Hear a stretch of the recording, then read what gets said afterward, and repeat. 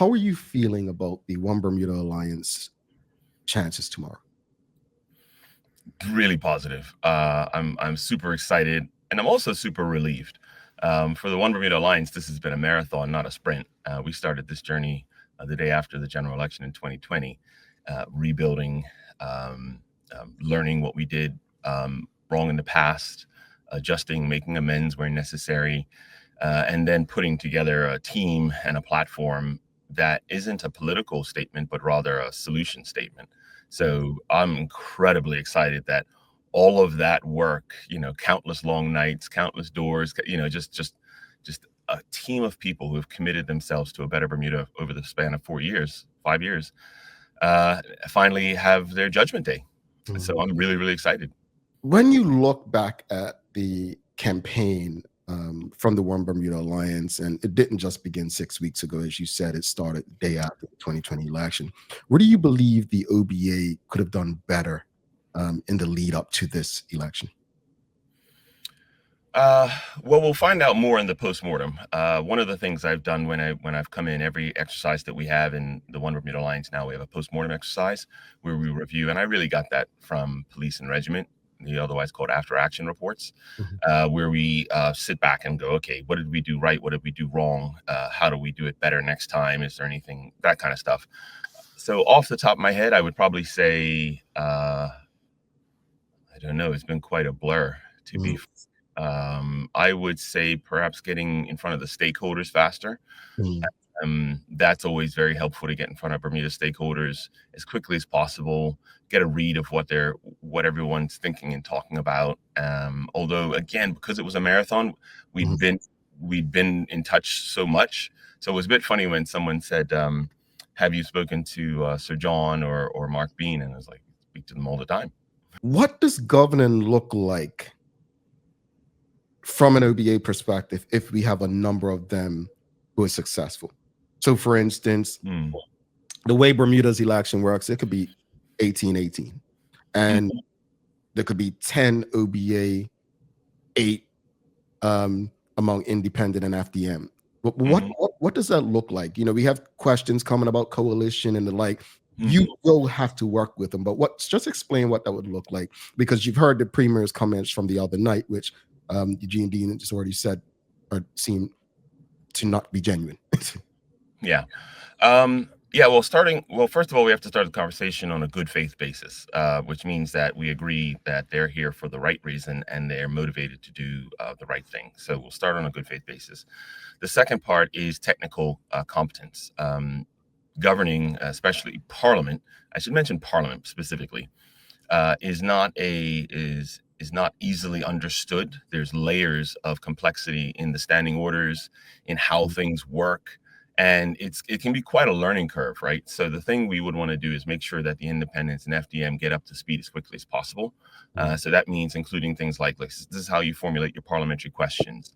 This is how you do all of your points of order, points of information. This is how, there's just so much. And the thing is, if you're standing against a political team that is comfortable to use parliamentary rules to avoid accountability and transparency, then they're going to throw that at you every time you try to do a piece of good work.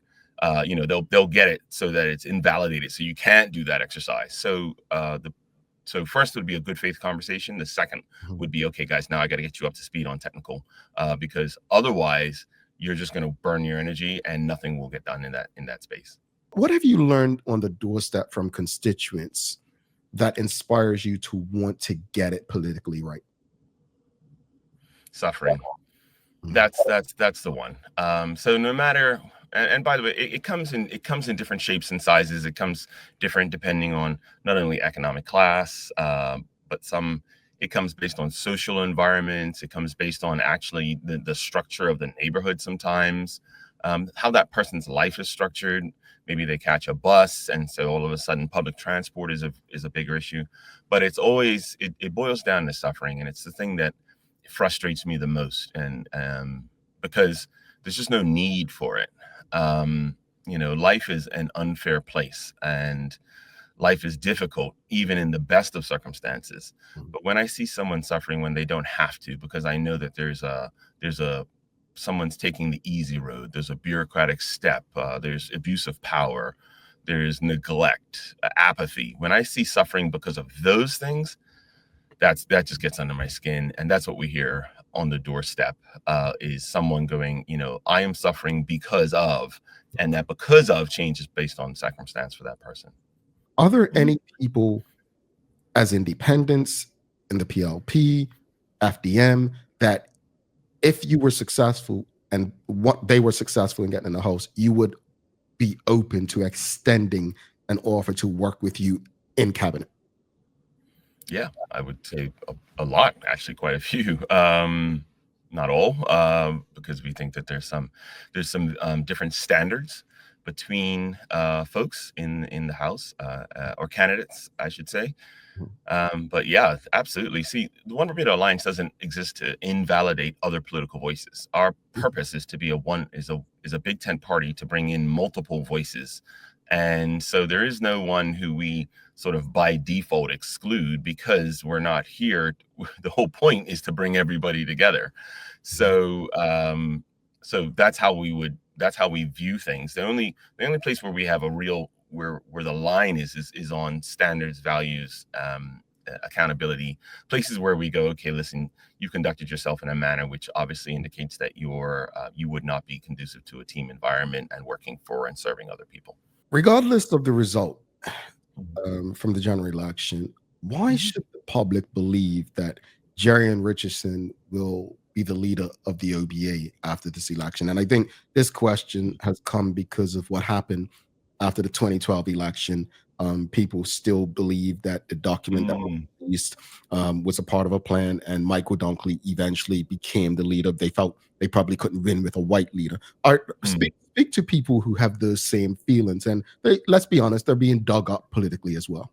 Yeah, they meet a narrative, right? And that's one of the problems we have in Bermuda, is that it's like these zombie lies. They have a life of their own, and every time they get repeated, they seem to validate or verify the last one. So there's a causality chain to that. But that being said, let's talk about it. The One Bermuda Alliance obviously has spent a long time in reform, and the leadership process today is very robust. And I can assure you that it is the leader is the first servant of all. He's the first amongst equals. And to that end, so our membership decide who is leader. And you'll see that actually in our party conference. We had elections for the deputy leader and elections for chair, and these are all things that are now baked into the pie. They're the One Bermuda Alliance, coming out of the 2012 government, was brand new. That party had just started in May 2011. So I always equate it to an unbaked cake. There's a lot of stuff that needed to get done that they just didn't have time to get done. And so they showed up, never minding, by the way, or adding to that 24 hours is a long time in politics. And so you can imagine taking a group of well-intentioned people and then throwing them into government. And yeah, there were pieces that just weren't settled yet. But what I would definitely say now is this cake is thoroughly baked. Now, insofar as myself not being leader, 24 hours is a long time in politics, but it's not as if it's a small group of people who can determine who is leader of the One Bermuda Alliance, that it takes the whole membership. And so that's why I go, well, if we go into a party conference and there's enough votes, then absolutely, like any other constitutionally based organization, yes, I can be replaced. But that would be quite something to get that many votes, given the trajectory, all the work that's being done, multiple members meetings, town halls. It's not that easy. We don't have a delegate based system. We have a membership based system. So it would be very hard to simply swap a leader. We have one from Charles H. Jeffs II. He says, obviously, Mr. Richardson would love to see the OBA outright win the election, but would he see a coalition government also as a win for Bermuda? Yes. So yes, I would like to see the OBA outright win, because I do think that the values and the solutions that we have are easier to bring about that way. Would I see coalition government as a win? I see. I think one of my problems with that is seeing it as a win. What I see as a win is our problems being solved. I'm not so much wedded to how, who sits where, when, and how. I'm far more concerned that there's 1,111 homeless and that's not getting better. Problems don't fix themselves, they just get worse over time. And so I'm more concerned about that. And that's why when people get caught up in the details, I go, honestly, what I'm really thinking about is day one, government getting on top of this problem. A coalition government, sure, I have nothing against it. There's nothing in my heart that says this is wrong, or there's nothing that tells me that it's an impossibility and it's all rubbish. There's nothing like that. It's just that my focus is on that family of four who's living in a derelict house. That's where my political mind is at all the time. The PLP will show you that they've increased seniors' pension. They will show you that they created a minimum wage. They will show you that they did numerous things. So when you see this stuff going out, what is the OBA response to something like minimum wage or pension increase? And speak to this audience in particular on that. Yeah, that's a great point. So the PLP is obviously going to show you anything that makes them look good. What they're not going to show you is all the things that have gone wrong. And this includes everything from an attorney general hiring or having her husband work for her in the ministry. They're not going to show you that casuarina trees growing out of buildings, the derelict buildings falling into disrepair, disuse. They're not going to show you the homelessness, the food insecurity. They're not going to show you. They're just, because that's the point, right? The point of this is to put the best foot forward and say, look at all this stuff we did. And when it comes down to it, it's not a question of how much activity you've done, but how much effectiveness have you accomplished? In other words, have we done the things that we have been mandated and called to do? And if you've done that, then you are a successful government. If you have not done that, then you are not a successful government. And whether it's $150 million on Grand Atlantic, whether it's the state of the roads, which we know have led to at the very least injuries, if not fatalities. We know this because we ride on the roads. I went to a town hall up west the other day, and I honest, because I stay just in Central, and the roads in Central are bad enough I could speak to them. Heading west, it was like a motocross track. So, I mean, of course, but they're not going to say that. They're going to say everything but.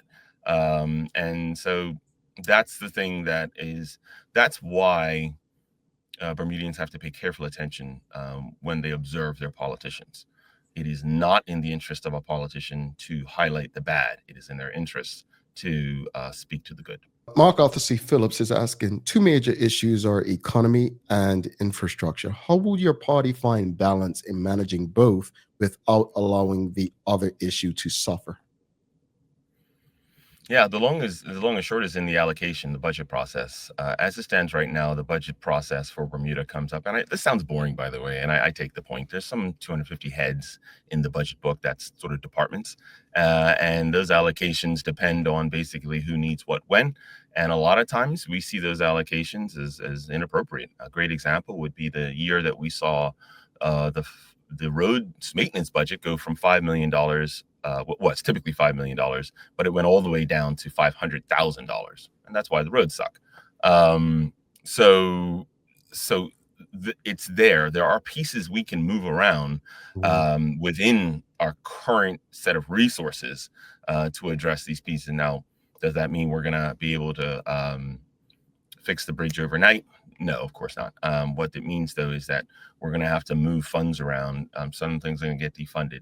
And then some things are going to get an increased fund. One of the things that happens, so for example, is we know we have a poor volume of police. We don't have enough police officers.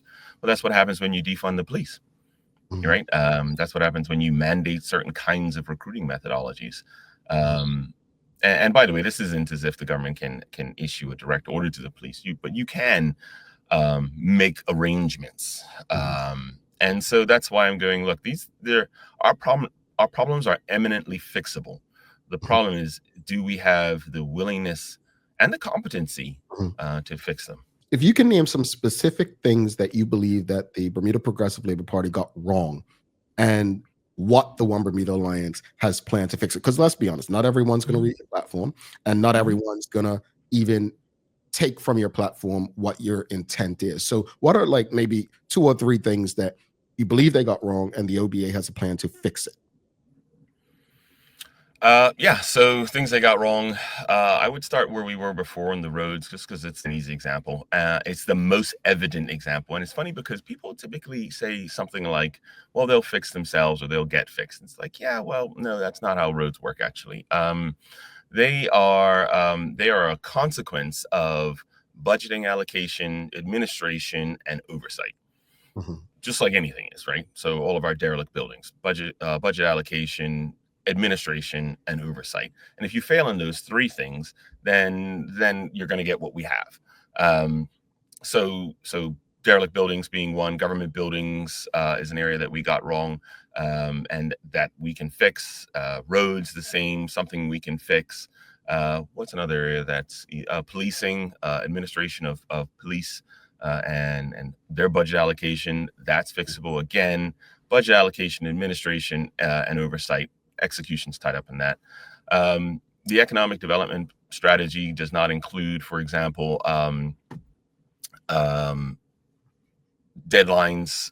It doesn't include costs. It doesn't include milestones.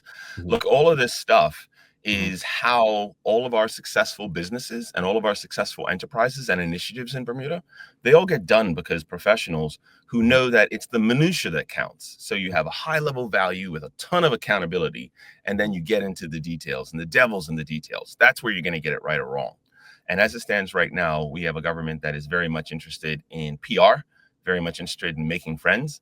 And so those other pieces just fall to the wayside. And that's the areas that we can fix. Tourism is another area. When the government said that they're going to rip the engine out of the Bermuda Tourism Authority, they weren't joking. They ripped it out. And I know you have a view on the Bermuda Tourism Authority.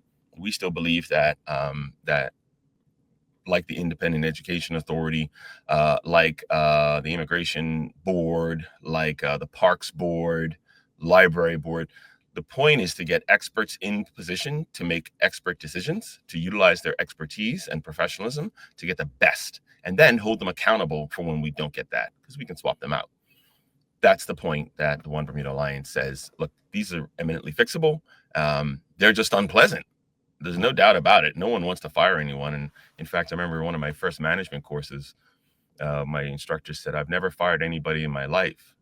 He was a former permanent secretary for years and years. And he said, they fired themselves. Got a question from Charles H. Jeffs II. He says, would an OBA-led government confirm to the public that there was a data breach and what data was exposed if the problem has been fixed, and what did it cost us? Yeah, so I don't know why the government has hidden the fact, has hidden the details surrounding the data breach. They keep saying security, but every cybersecurity person I spoke to says, yes, but you should be able to communicate this, and that you have to communicate certain things to people, especially if their data has been breached. So there's clearly the government hasn't done enough around the cybersecurity attack that basically effectively broke the back of the administrative arm of the government. So yes, we would disclose everything that we could possibly disclose, short of an expert sitting there and holding that line. And I would be interested to see these experts. I want them to brief me on the fullness of it. Like, okay, hold on. It's precisely what was stolen, and tell me why I can't tell someone things. Because we did have a meeting. Cabinet Secretary did arrange a meeting with a panel of experts the government was using, and this was civil servants and I think a member from the Bermuda Police Service, that kind of thing, for the opposition, and they told us absolutely nothing. It was a complete waste of time. So it's clear that that this goes deeper than just the political wing of our government. It also goes into the administrative wing. And I'm interested in saying, okay, now that the political piece is away, can you please tell me why we're not telling the public something? Because I would just stand up and say that. I'd say exactly, here's why. And instead of just being all cagey about it, there's no need for that. This was your final opportunity to speak to the Bermudian people. What message would you send them? And what would you ask them as far as voting for the One Bermuda Alliance in tomorrow's general election? Vote for the One Bermuda Alliance. I'll be very, very simple. This is our time to decide what kind of Bermuda we want. Do we want a Bermuda where personal attacks and venom dominates our political discourse? Do we want charisma over competence? Do we want a Bermuda where we cloak failure in excuses? That's why to vote for the One Bermuda Alliance, because the OBA wants to bring about the Bermuda that we all know we could have. And that's what's frustrating us right now, is that we know for a fact that Bermuda can be totally different. The One Bermuda Alliance will bring that Bermuda. And I really, really cannot wait for that opportunity, for the folks like Malachi and there's just so many people, so many names of people who have stepped forward and are who have solutions, who have the expertise to make Bermuda the very best it can be. And whether it's Doug or Scott or Craig or Malachi or Maurice or I'm missing names here, but Latif, these are all people who care and are willing to put Bermuda first. I can't wait to see what they do.